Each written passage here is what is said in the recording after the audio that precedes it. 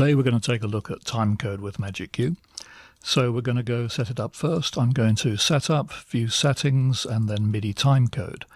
I've got the timecode coming in from an external source. In my case, I'm using external USB device to generate that. You could be using simply the linear timecode port on the back of the console. I'm on software. So I've also got the rack mount dongle and a MagicQ wing so that everything is unlocked and usable.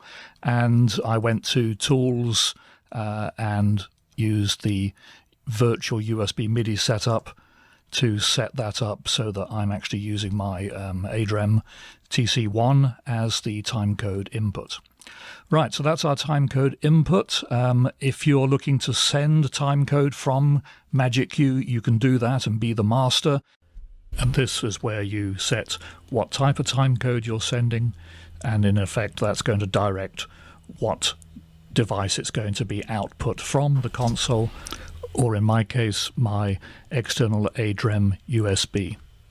So let's go to a playback of cues and look at the most basic form of timecode. I'm going to want to fire these cues with incoming timecode at particular hit points. So I'm going to set them to cue timing. I'm then going to come to my halt column. I'm going to hold down Shift and hit Enter until it turns to TC. And then I'm going to set the timecode to say listen to external timecode. And I want to hold Shift and then record timecode. I'm now going to stop my external device.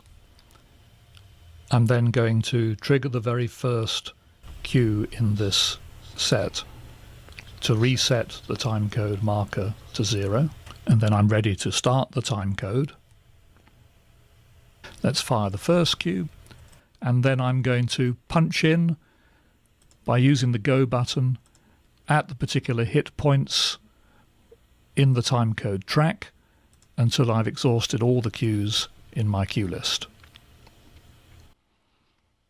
So now I can release the playback and run the fader up for our first cue in the cue list. So now we're ready for our incoming timecode. I've got the first dummy cue up and armed. So I'm going to get the timecode input started, and you'll see that the cues are being triggered according to the incoming timecode.